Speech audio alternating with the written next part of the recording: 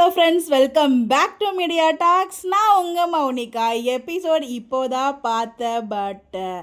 Episode பற்றி தனியாக discuss பண்ணலாம். ஐயோ, என்னால் பார்த்தீங்கன்னா அது பறந்துகிட்டே இருப்பாங்க இல்லையா? ஸோ அந்த மாதிரி தான் நான் ஆஃபீஸ்லேருந்து வேறு பார்த்ததுனால பயந்துகிட்டே வர எபிசோடை பார்த்தேன். பட் ஒரு வழியாக பார்த்து முடிச்சிட்டேன். ஸோ பார்த்தீங்கன்னா அவ்வளோ ஹாப்பியாக இருக்குது இன்றைக்கி எபிசோட் பார்த்து. அதெல்லாம் நம்ம அப்புறம் டிஸ்கஸ் பண்ணலாம். உண்மையிலே பார்த்தீங்கன்னா அந்த நாளை ப்ரிவ்யூ பார்த்துட்டு நான் அப்படியே ஃப்ளாட் ஆகிட்டேன். நான் மட்டும் இல்லை, வீக்கா ஃபேன்ஸ் ஒட்டுமொத்த பேரும் கண்டிப்பாக ஃப்ளாட் ஆயிருப்பீங்க. ஒரே ஃப்ளாட் தான். ஐயோ, நம்ம தலைவனுக்கு கொடுத்த முத்தம் இருக்கே, சொல்ல வார்த்தை இல்லை. அதுவும் அந்த ரெட் காரில் எவ்வளோ எமோஷன்ஸ் இருக்குது அப்படின்னு சொல்லிட்டு வீக்காக்கு மட்டும் தான் தெரியும். இன்றைக்கி ஒரு ஓஜி வீக்காவை பார்த்த மாதிரி நான் ஃபீல் பண்ணேங்க.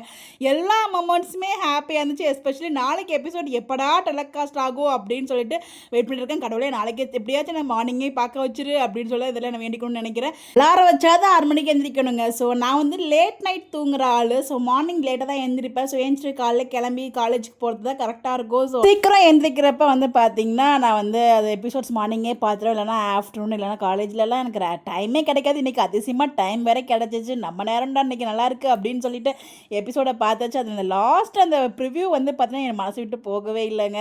ஸோ நம்ம விஜய் பார்த்தீங்கன்னா சீக்கிரம் வெளில வந்துருப்பாப்பா, அடுத்த வருஷம் நம்ம பார்த்தீங்கன்னா தீபாவளி பொங்கல்லாம் சேர்த்து கொண்டாடணும் அப்படின்னு சொல்லும்போது நம்ம காவேரி பார்த்தீங்கன்னா எக்ஸ்பெக்ட் பண்ணவே இல்லை.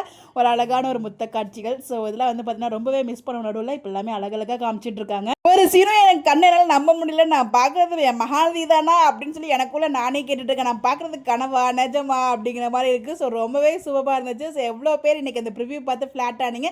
எபிசோடு ஆல்ரெடி ஃப்ளாட் தான். நான் போன வியாழக்கிழமையிலேருந்து எல்லா எபிசோட்லையுமே ஃப்ளாட் ஆகிட்டு தான் இருக்கேன். ஸோ அப்படியே அந்த மைண்ட் ரிப்பீட்டடாக நம்ம மைண்டுக்குள்ள ஓடிட்டே இருக்குது. அது வெளியில் வரவே முடியல. ஸோ அந்த மாதிரி ஒரு எபிசோட்ஸ் கொடுத்துட்ருக்காங்க நம்ம டீம். உண்மையிலே வேறு லெவலுங்க.